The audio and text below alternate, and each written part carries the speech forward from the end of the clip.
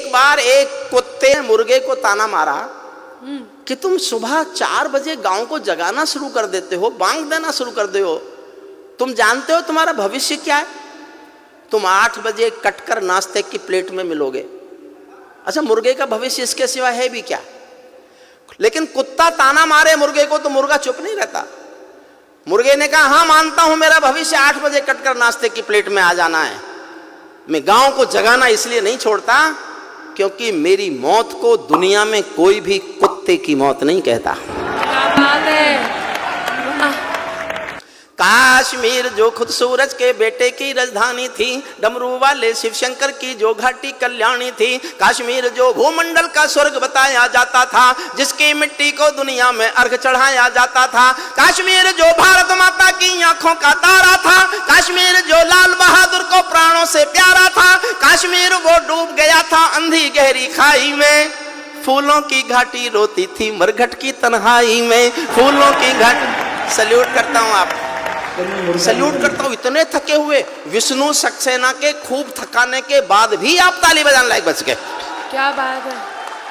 काश्मीर वो डूब गया था अंधी गहरी खाई में, फूलों की घाटी रोती थी मरघट की तन्हाई में, वो अग्नि गंधा मौसम मलबेला था, गंधों के घर बंदूकों का मेला था, मैं भारत की जनता का संबोधन हूँ, आंसू के अधिकारों का उद्बोधन हूँ, इसीलिए दरबारों को दर्पण दिखलाता फिरता था, इसीलिए दरबारों को दर्पण दिखलाता फिरता था, मैं घायल घाटी के दिल की धड़कन गाता फिरता था, मैं घायल घाटी के 29 साल मैंने 1990 में कविता लिखी थी।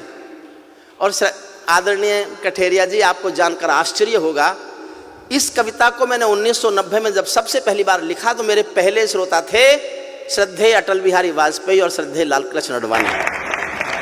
दोनों बैठ के रोए थे, दोनों बैठ के रोए थे। वाजपेयी साहब एक बार लाल किले में आए थे और मैं कश्मीर पढ़ रहा था। मैंने उनसे कहा, आप देश के प्रधानमंत्री बन गए और कश्मीर की हालत फिर भी नहीं सुधरी तो इससे भी सख्त कविता सुनने को तैयार रहना। फिर मुझे पता चला वो 6 साल इसीलिए उदास रहते थे क्योंकि उनके समय में तो हुआ नहीं था जो अब हुआ। मन से सुनिए, मैं अपना मन पूरा इस कविता के साथ आपसे जोड़ना चाहता हूँ। इसीलिए दरबारों को दर्पण दिखलाता फिरता था, मैं घायल घाटी के दिल की धड़कन गाता फिरता था, हमने नारों में गाया था सब कश्मीर हमारा था, जब जब भी छू कर देखा हिम चोटी में अंगारा था, काश्मीर था जहाँ तमंचे थे केसर की क्यारी में, काश्मीर था जहाँ तमंचे थे केसर की क्यारी में, काश्मीर था जहाँ रुदन था बच्चों की किलकारी में, काश्मीर था जहाँ तिरंगे झंडे फाड़े जाते थे, 47 के बंटवारे के घाव उघाड़े जाते थे, काश्मीर था जहां हौसलों के दिल तोड़े जाते थे, खुदगर्जी में जेलों से हत्यारे छोड़े जाते थे, खुदगर्जी में जेलों से हत्यारे छोड़े जाते थे, अपहरणों की रोज कहानी होती थी, धरती मैया पानी पानी होती थी, झेलम की लहरें भी आंसू लगती थी, गजलों की बहरें भी आंसू लगती थी, मैं आंखों के पानी को ललकार बनाता फिरता था, मैं आंखों के पानी को ललकार बनाता फिरता था, मैं घायल घाटी के दिल की धड़कन गाता फिरता था, मैं घायल घाटी के दिल की।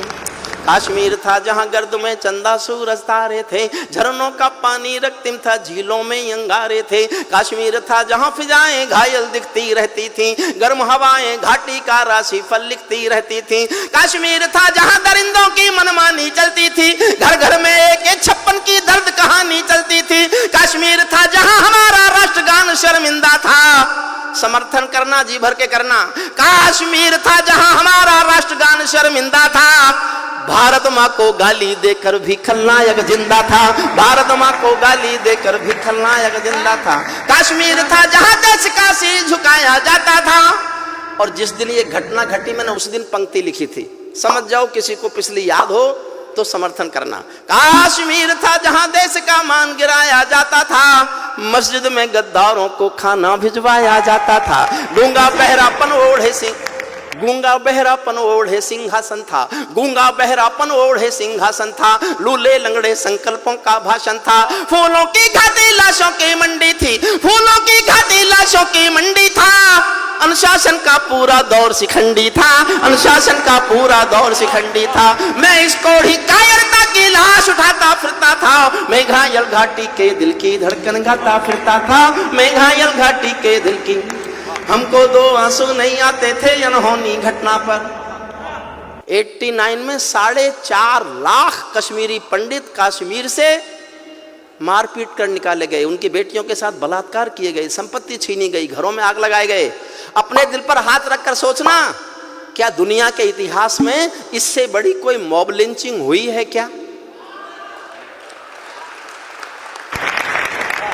आज किसी की गलती से एक हत्या पर देश में शोर मचा देते हैं, ये मॉब लिंचिंग है, होनी नहीं चाहिए। मैं समर्थन नहीं करता उसका, लेकिन 4.5 लाख लोगों का घर से बाहर निकाल देना अगर मॉब लिंचिंग नहीं थी तो हिंदुस्तान में कोई मॉब लिंचिंग होती नहीं।